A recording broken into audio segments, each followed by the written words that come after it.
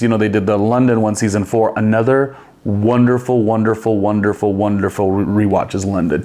You think London, coming off the iconicness, albeit challenging Pedro loss of San Francisco and even Puck. I mean, we had never seen on the television somebody like Puck. Coming off San Francisco into London, I think back in the day when those were airing on MTV, London didn't get its due, but I rewatched it, the whole thing. It's great. Anyway, so going to Sydney. Sydney was like the next time. Actually, no, because they went to Paris. They did go to Paris. Can I tell you? I'm telling you about Sydney, and I'm telling you about Paris. And I'm going to tell you a second that I liked the DC season quite a bit. But for me, it's always going to be Chicago. Chicago, of the more, I would call the mid-season shows, because obviously your iconic ones are the New York, LA, San Francisco, maybe Hawaii, New Orleans, or whatever, and New York. But, and right after that, Vegas got a splash. It was okay. It was really fun to watch. Yeah, I mean, going to the Palms, you feel like, oh, wow, like what a cool, the real world was here. But Chicago, to me, Kara was so, like, I could not get enough Kara Khan. She was so awesome. Never, ever did she do another season of the show. She never did the challenge.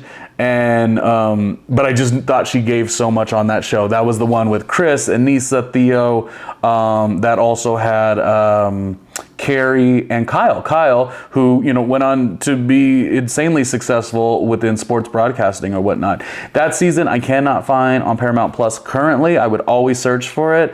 That has a couple complexities of some big life moments. So that may, you know, that was aired, you know, they came off of the production protocol of not having any television because of what was going on at the time. And that's not what I would say that makes Chicago such a big season, but that's like adding to, like, Chicago really was wonderful. And in my opinion, Chicago, I think it's also a really wonderful backdrop. Like, it's a really, like, it's a city I've only been to twice. And I just am like, oh man, Chicago always gets me excited. You know, I grew up in SoCal. I love New York. I've lived in New York for about 7 years, but Chicago always has like something that excites me and intrigues me. And so the Real World Chicago really gave that. When I think of cast members, yeah, Anissa made a splash. Kara, to me, made a splash. She was the one who said, we were getting it on or something like that. She made a splash. I guess Kyle made a splash.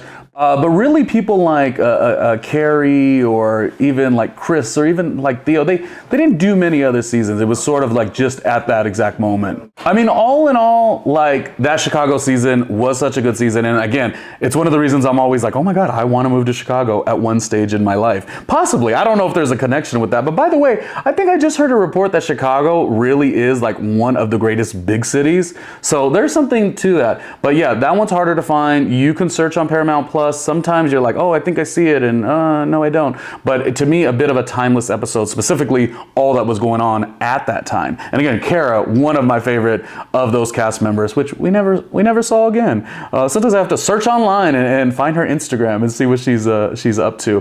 But flashing forward, before the shows that kind of went off the rails and jumped the shark or whatever, as I talked about the explosion season, the voting home season in Vegas, the skeleton season where their exes came back or something like that, or people in their lives, like, the show became not compelling in storytelling. It became compelling in like trying to be like Fear Factor even. It was a mess. Still some interesting people, but it was a mess.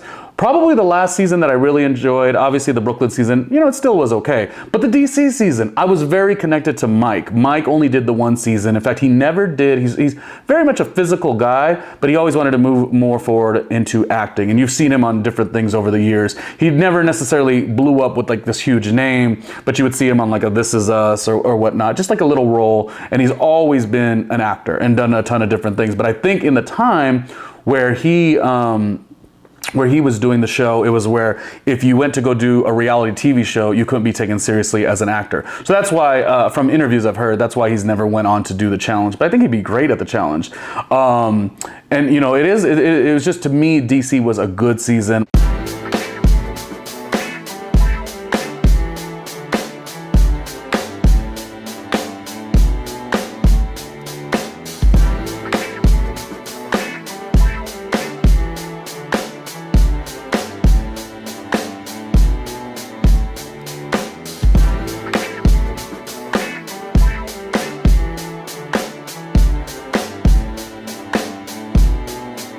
Hey, Ronnie Jr.